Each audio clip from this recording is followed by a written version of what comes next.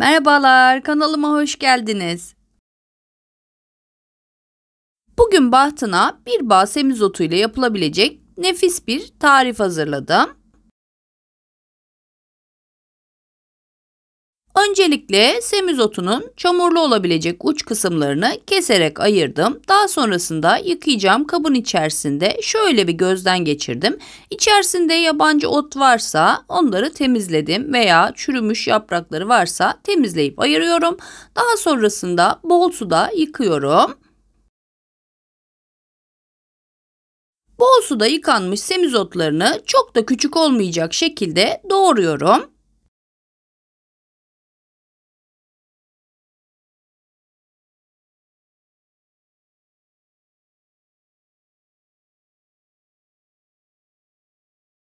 Bir tane orta boy soğanı yemeklik doğrayıp hazır ediyorum.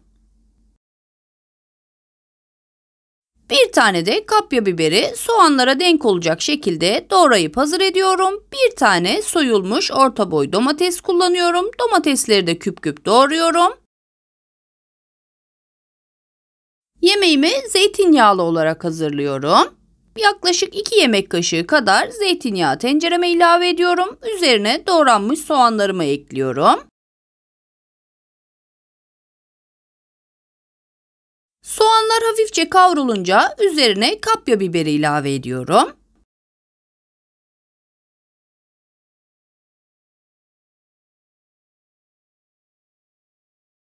Biberler de yeterince yumuşayıp kavrulunca üzerine doğradığımız domatesi ilave ediyorum.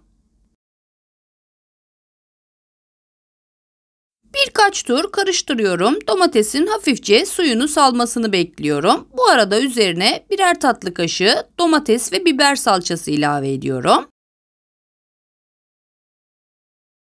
Salça yemeğin içerisinde sebzelerin dağılmamasına, kendi halini, formunu korumasına yardımcı olacak. Mutlaka birazcık eklemenizi tavsiye ederim. Daha sonrasında semizotlarımı ekliyorum tencereme.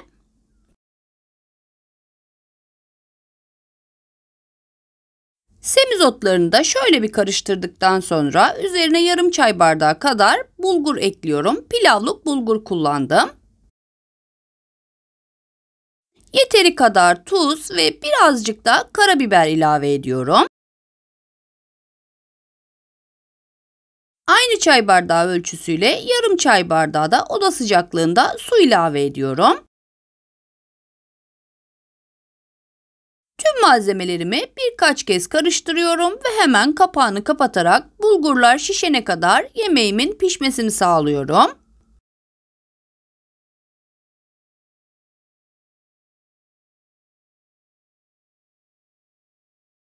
Yaklaşık bir 5-6 dakika sonra yemeğim suyunu çekmiş olacak ve bulgurlarım da şişmiş olacak. Bu şekilde susuz olarak pişiriyoruz bu yemeği. Hemen yakından da göstereyim. Gördüğünüz gibi sebzelerimiz kesinlikle dağılmadan pişti ve artık tekrar kapağını kapatacağım. Soğuyup demlenmesini bekleyeceğim. Bu arada ben de birlikte servis edeceğim yoğurdunu hazırlıyorum. Bir karıştırma kabına 3 yemek kaşığı dolusu süzme yoğurt aldım. Üzerine yeteri kadar tuzunu ekliyorum.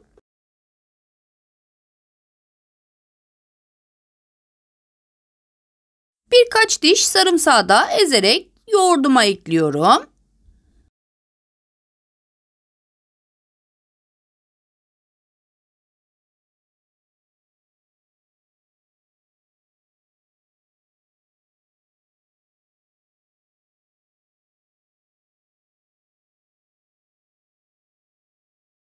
Bütün malzemeleri iyice birbirine tat verene kadar karıştırıyorum. Süzme yoğurdunuzu dilerseniz birazcık su ekleyerek açabilirsiniz. Biz bu kıvamını sevdiğimiz için açmadan kullanıyorum bugün. Hemen üzerine tereyağlı sosunu da hazırlıyorum. 1 tatlı kaşığı sıvı yağ, 1 tatlı kaşığı tereyağı küçük bir sos tavasında eritiyorum. İyice köpürmesini sağlıyorum. Daha sonra üzerine yine 1 tatlı kaşığı toz kırmızı biber ilave ediyorum. Yakmadan kırmızı biberi şöyle bir kavuruyorum ve sosumuz hazır. Soğuyup dinlenen semizotu yemeğimiz hazır oldu.